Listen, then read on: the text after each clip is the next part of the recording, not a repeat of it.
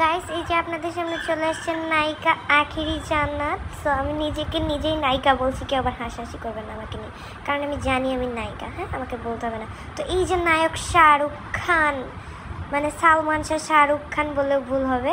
তো যাই হোক, আমরা চলে গেছিলাম মন যারে চায় ফালুদা ফুড চাট। মানে এই জায়গাটার নামই মন যারে চায়। আসলে মন তোমারেও চায় না, আমারেও চায় না, ফালুদারে চায়। তো আমি এখন ফালুদা অর্ডার করতে চাচ্ছি। তো যাই হোক, আমাকে দেখতে কেমন লাগছে আগে আমাকে ফোকাস মারো। এই ক্যামেরাম্যান, জলদি ফোকাস করো। ভিডিও ভালো হয়নি, ক্যামেরাম্যানকে আবারও ভিডিও করতে বললাম। তোমরা একটু নায়িকাকে সুন্দরভাবে দেখে নাও। হ্যাঁ, পরে যদি আবার না দেখতে পারো মইরা টইরা যাই। ও ও ও তো যাই হোক, আর পোজ দেওয়া দিই না করি। তো যাই হোক, মন যারে চায় বসে, মন যারে চাইলে হচ্ছে ফালুদারে। তো ফালুদা টেস্ট করার পালা।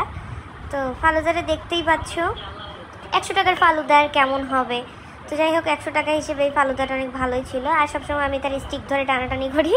আমি তার স্টিক সবসময় চাবিয়ে খেয়ে ফেলি। আগে তার স্টিকটা আমি চেক করে দেখলাম যে কেমন লাগে।